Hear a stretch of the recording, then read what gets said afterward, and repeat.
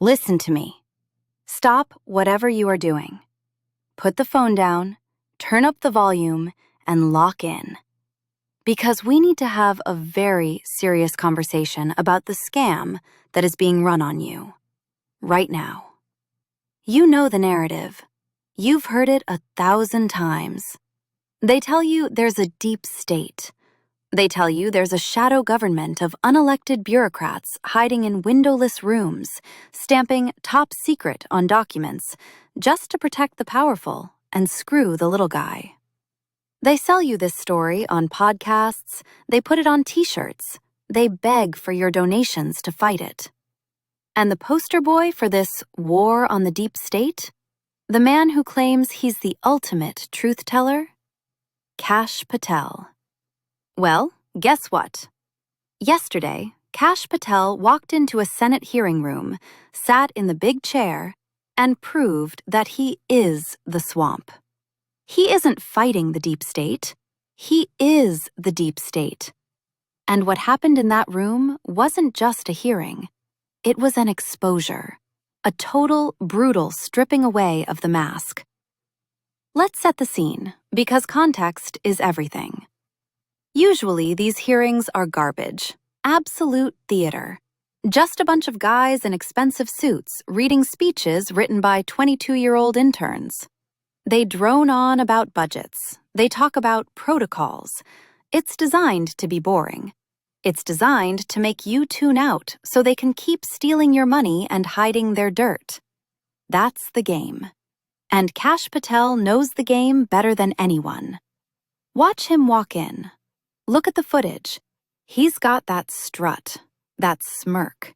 He's surrounded by 3 lawyers and a cloud of arrogance so thick you could cut it with a knife.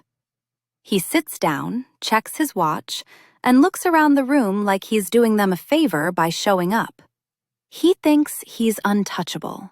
He thinks he's going to run out the clock, give some non-answers, and go grab a steak dinner while you're still wondering where your tax dollars went. He thought it was going to be easy. He was wrong. Enter Eric Swalwell. Now, I don't care about your politics. Red, blue, left, right, throw that out the window for a second. Because what Swalwell did wasn't politics. It was a demolition. There's an unwritten rule in Washington, a code.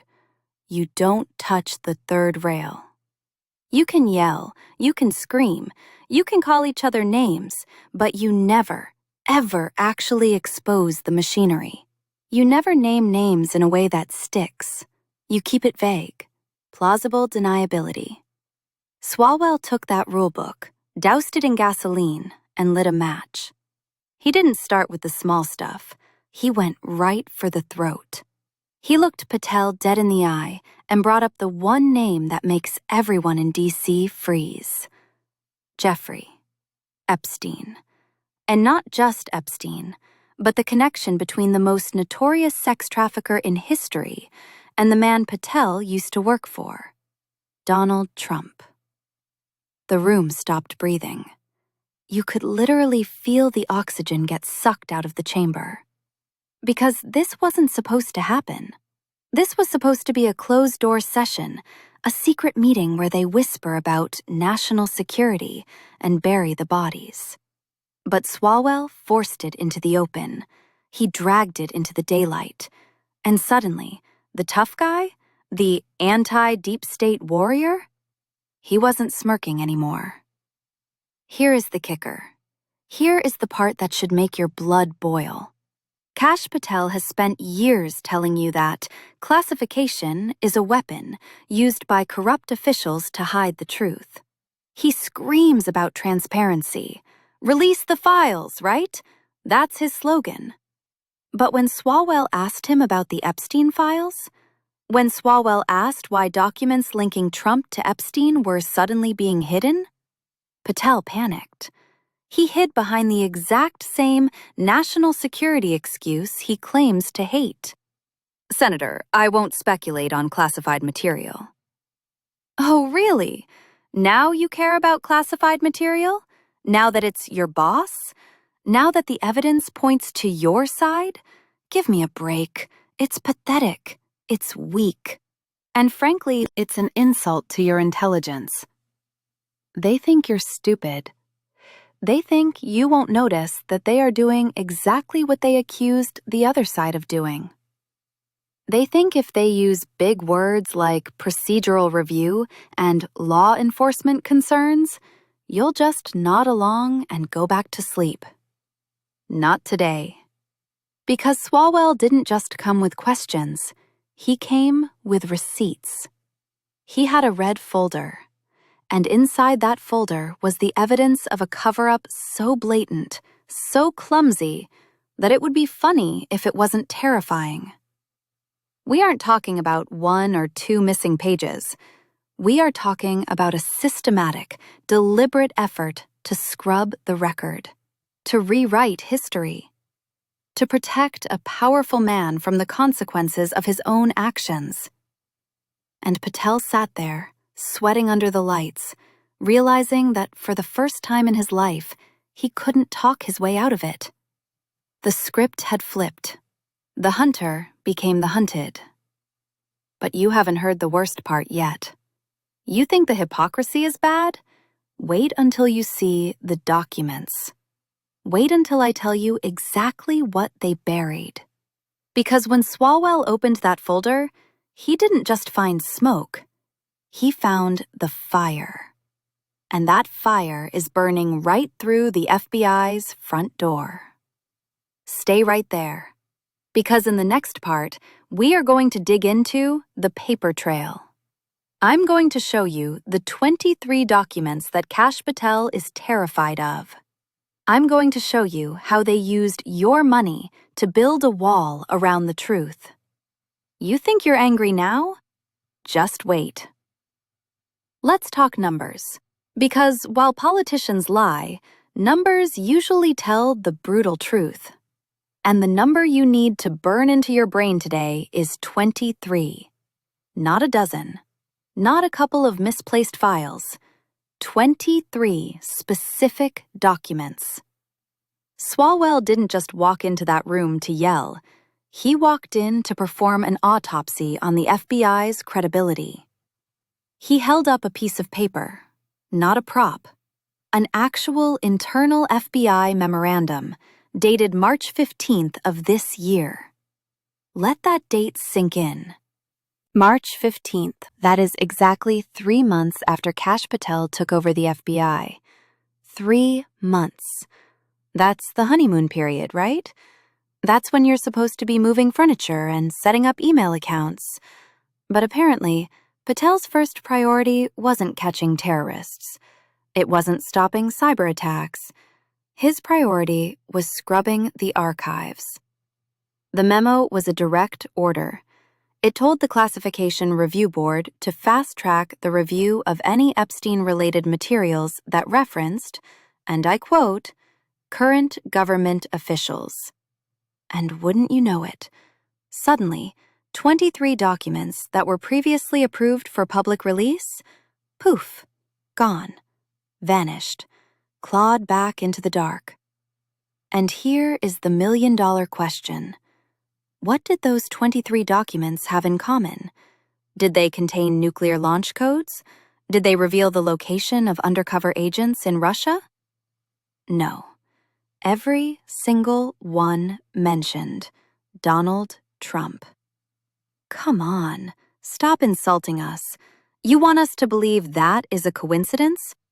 You want us to believe that some bureaucrat in the basement just happened to pull these specific files at the exact moment a Trump loyalist took charge? That isn't a coincidence. That is a pattern. That is a directive.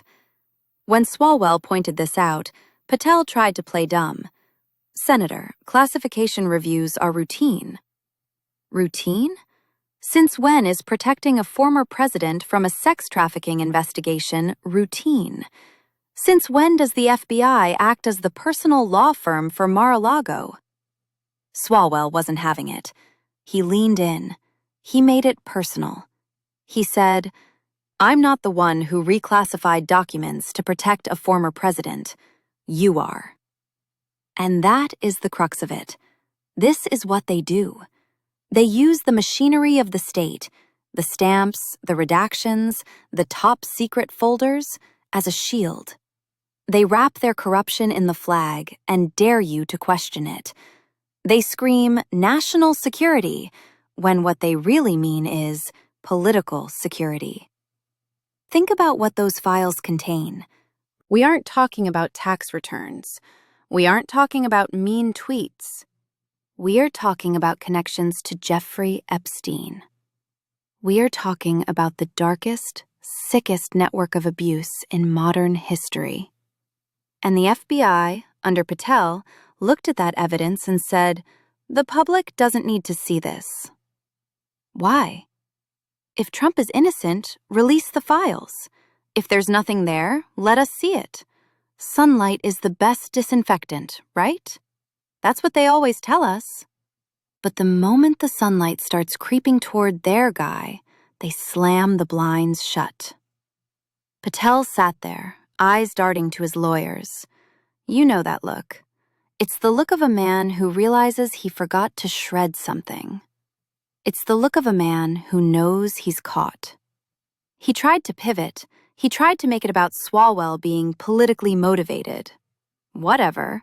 I don't care if Swalwell is doing this for clicks, votes, or a Nobel Peace Prize. I don't care about his motivation. I care about the facts. And the fact is, 23 documents are being held hostage. But if you think paper is damning, just wait until you hear about the people. Because documents can be redacted. Ink can be blacked out. But witnesses? Eyewitnesses who were there? That is a different ballgame. And Swalwell didn't just bring memos. He brought testimony. He brought names. And one of those names changes the entire story. You think you know where this is going? You have no idea. Part 3 is going to get ugly, because we are done looking at paperwork. We are about to look at the photos. Don't go anywhere. Paper trails are boring. They're dense. They're easy to ignore. But pictures? Pictures don't lie. And eyewitnesses? They haunt you. After Swalwell finished beating Patel over the head with the documents, he didn't let up. He shifted gears. He went from the abstract to the concrete. He pulled out a summary of witness testimony. This wasn't some anonymous tip from a Reddit thread. This was from 2019. A woman, a real human being, who worked at Epstein's Palm Beach residence. She was there. She saw the guests. She saw the girls. She saw the abuse. She provided authorities with a list. 14 names. 14 men she personally witnessed on the property with underage girls. And Swalwell, with ice in his veins, read the name that Patel has been trying to erase. Donald Trump. The room exploded. You could hear the gasps on the audio feed. Because hearing it on the news is one thing. Hearing it read into the Congressional record, citing an FBI evidence file, is a completely different animal. That makes it history. That makes it permanent. Patel tried to jump in. He tried to do the lawyer dance. He started babbling about the testimony being reviewed. Reviewed? Reviewed by who? By the same people who buried it for 6 years? Swalwell didn't even let him finish. He stood up. Literally stood up. In the Senate, you don't do that unless you are about to declare war. He pointed a finger right at Patel's face and said, "You didn't protect national security. You protected Donald Trump." Boom. That is the sound of a career ending. That is the sound of the truth finally breaking the sound barrier. But Swalwell wasn't done. He had one card left to play. And this one is the nightmare fuel. He held up a photo. You've seen it. We've all seen it. The 1997 shot at Mar-a-Lago. Trump and Epstein, smiling, laughing, looking like two best friends having the time of their lives. "We know this photo," Swalwell said. But tell me, Director, what about the others? The room went silent. What about the 37 additional photographs from that same event? The ones currently locked in FBI storage? The ones you refuse to release? 37. Let that number rattle around in your head. We aren't talking about a quick handshake. We aren't talking about a photobomb. We're talking about 37 photos documenting a night of partying involving a man who is now a convicted sex trafficker and a man who was President of the United States. Why are those photos classified? Think about it. Use your brain. Epstein is dead. Maxwell is rotting in a cell. The investigation is effectively over. There is no active threat. There are no spies to protect. There is only one reason to hide those pictures. One, because they look bad. Because they show something that destroys the narrative. Because if you saw them, if the American public actually saw the comfort, the familiarity, the closeness between those two men, you wouldn't be able to look away. Patel knew it. And this is my favorite part of the video. Watch his face. He's not smirking anymore. He's sweating. And I don't mean a little glow. I mean beads of sweat rolling down his forehead under those hot lights. He stammered. Senator, privacy concerns. Privacy concerns? For who? For the dead pedophile? Or for your boss? Swalwell slammed his hand on the desk. The microphone jumped. The only explanation for keeping those photos classified is that someone powerful doesn't want them seen. He didn't need to say the name again. We all knew. Patel knew. The lawyers knew. For 20 seconds, nobody spoke. It was the loudest silence I have ever heard in Washington. It was the sound of a cover-up collapsing in real time. Patel was done. He was cooked. He sat there, frozen, looking like a deer in the headlights of a semi-truck driven by the truth.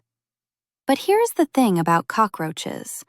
When you turn on the light, they scatter. But the stain remains. We have the documents. We have the witness testimony. We know about the photos. The question now is, what are we going to do about it? Are we just going to let this be another viral moment? Or are we going to demand the actual release? In the final part, I'm going to give you the verdict.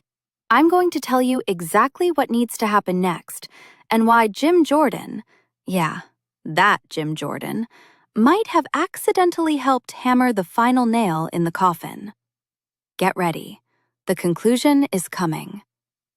We need to stop pretending. We need to stop using polite language. What we witnessed in that hearing wasn't bureaucratic mismanagement. It wasn't an administrative error. It was obstruction, plain and simple. Kash Patel sat there and proved that he isn't the director of the FBI. He is a cleaner. He is a fixer. He is the guy you call when the bodies are piling up and you need someone to make them disappear. But here is the irony, the delicious, twisted irony that almost nobody is talking about. Patel didn't just get destroyed by Eric Swalwell. He got tripped up by his own team. You missed this part? Let me fill you in. Before Swalwell dropped the hammer, Jim Jordan, yes, the MAGA attack dog himself, tried to step in. He thought he was helping. He asked Patel a softball question about the files, trying to set him up for an easy win.